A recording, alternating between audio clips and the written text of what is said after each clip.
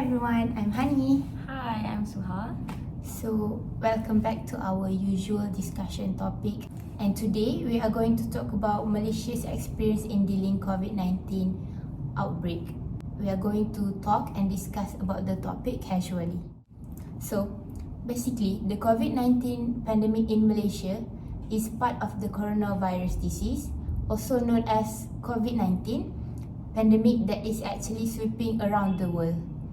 Until this day, Malaysia is in the third place number of cases, COVID-19 cases, infection, and also the number of deaths in Southeast Asia.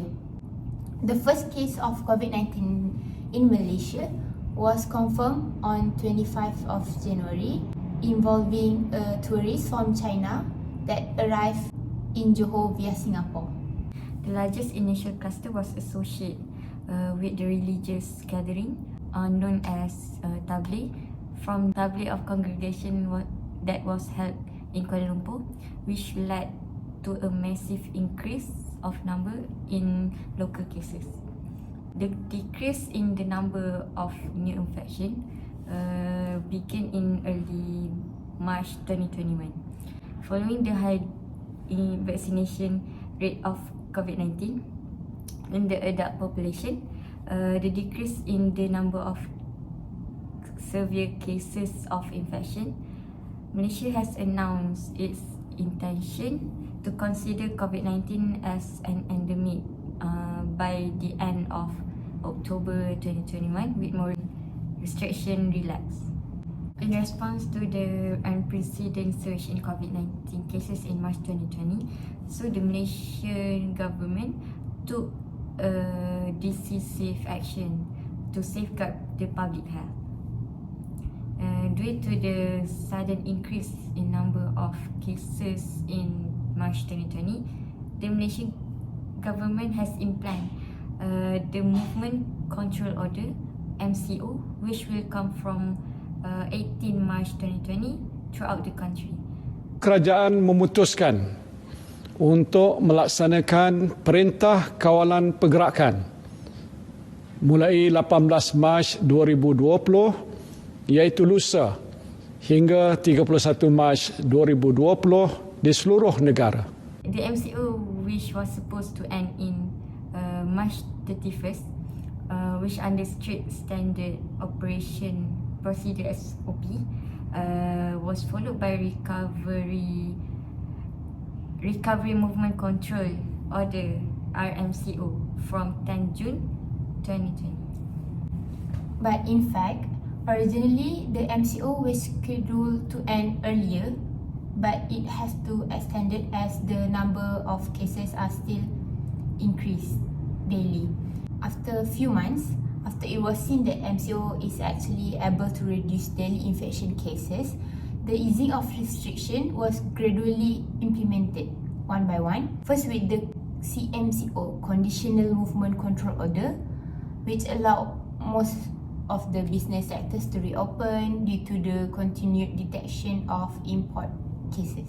The second initiative that Malaysia has taken in public health is actually about the vaccination. In June 2020, Malaysia joined COVAX, which is a global initiative to equitable access the COVID-19 vaccine. Efforts are ongoing to develop a Malaysian-made COVID-19 vaccine. Researchers are hoping it will be effective against the new variants of the coronavirus, including the Delta strain, known to be more resistant and transmissible. After that, the Prime Minister Mohd announced the National COVID-19 Immunisation Program as a national vaccination strategy in November 2020. And after 3 months, the Prime Minister Mohd became the first person to actually receive the vaccine Pfizer-BioNTech vaccine in the official launch of the National Vaccine Program in February 2021. Malaysia has begun its largest mass vaccination drive. Prime Minister Mohd is the first to receive a COVID-19 shot. Frontline medical workers and essential staff will be prioritised for the Pfizer-BioNTech inoculation. The vaccination drive will then be expanded to include the elderly and other high-risk groups.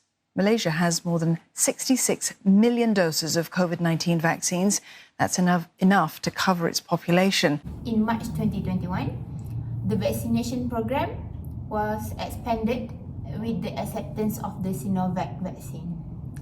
However, by October 2021, Malaysia was surpassed by the new variant, which was the Omicron variant, that triggers a response of further expanding of the vaccination program. In just a span of 1 year, in September 2022, Malaysia will reach a high rate of vaccination with more than 84% of adult population that fully vaccinated. Vaccines have demonstrated their ability to efficiently manage and eliminate life-threatening infectious disease, establishing themselves as among the proficient healthcare investment ever undertaken. Unfortunately, this COVID-19 pandemic has affected the academic section in Malaysia too. The introduction of an open and distance learning system, or better known as ODL, has become a new thing as a learning method that used for all levels of studies in Malaysia, including for kindergarten children, primary school students, secondary school students, as well as the university students.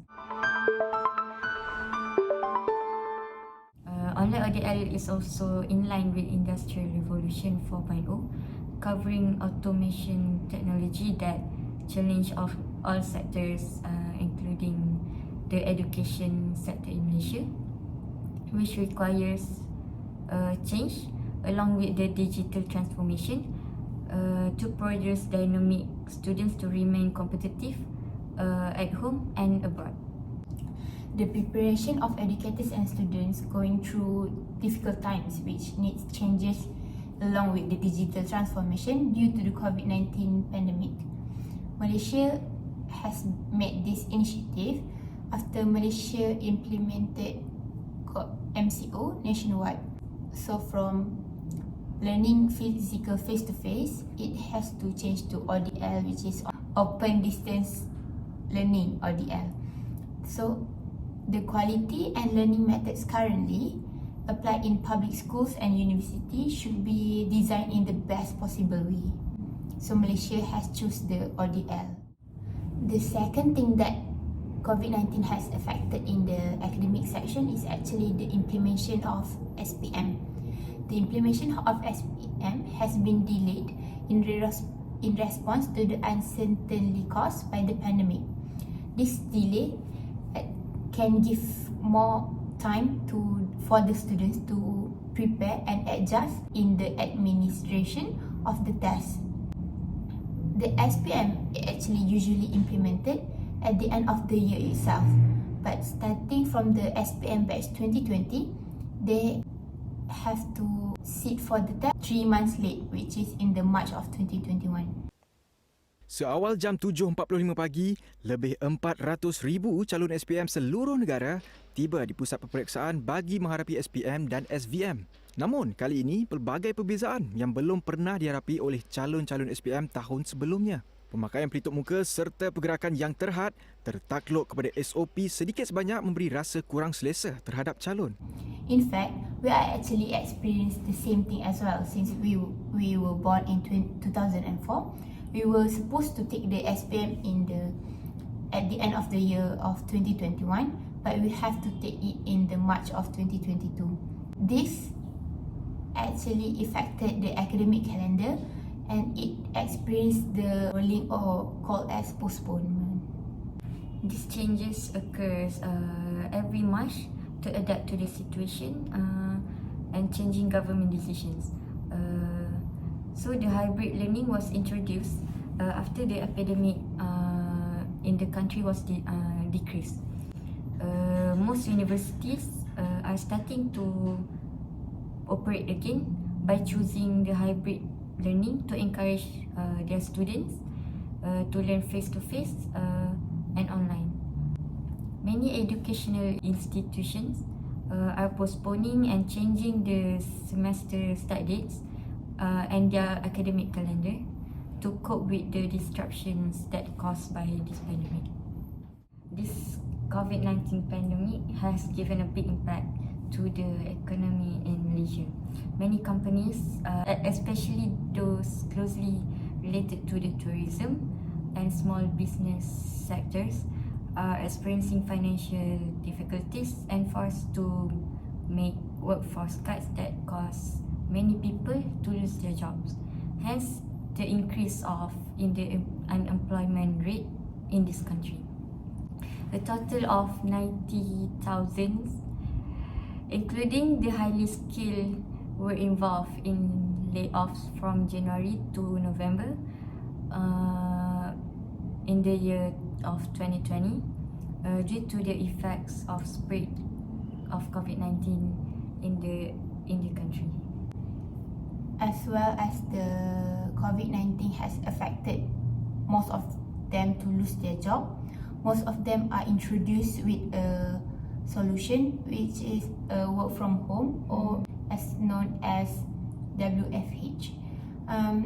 It was introduced after the MCO was implemented nationwide, so they have to be at home and they can't go outside, so they have to work from home. The implementation of restrictive measures and closures led to the emergence of work from home for employees who can perform their duties online. This creates a change in the way work is carried out. It has affected the citizens to actually spend most of their time on the phone. So the restrictions on movement and the closure of physical stores encourage people to actually spending online and shopping online. It has affected e-commerce to experience a very high increase in transactions involving various sectors in Malaysia. Many of those that affected who lost their job start to make an initiative to start an online business to earn money for living. They start from a small business and promoting it online at TikTok, Shopee or Instagram, and they actually succeed in the business. This is all because all the citizens play phone and gadgets at home more often during the MCO due to the lack of access to activities. This helped the development of shipping and logistics industry also increased drastically. The growth of e-commerce also increased the demand for shipping and logistic service. Courier and shipping companies have experienced a rapid growth in overcoming the increase in shipping volume of goods purchased online. Other than that, the food we purchase also use the concept of delivery, which means that the food is delivered in front of the house door. So the conclusion is Malaysia is facing a major challenges in dealing with the COVID-19 outbreak, and the government's response includes various prevention, testing and case management measures. Various restrictions, lockdown policies are implemented to limit the spread of virus. Malaysia's health system is facing significant pressure during the pandemic, with an increasing number of cases requiring medical treatment. Measures such as increasing hospital capacity, the procurement of the medical equipment and requirement of medical staff are carried out to overcome these challenges of COVID-19 pandemic. These actions have a major impact on daily life and the economy of the country itself. The Malaysian government implemented several restrictive measures such as the MCO, the Movement Control Order, that has a very big impact into our daily life and the economy of the country itself.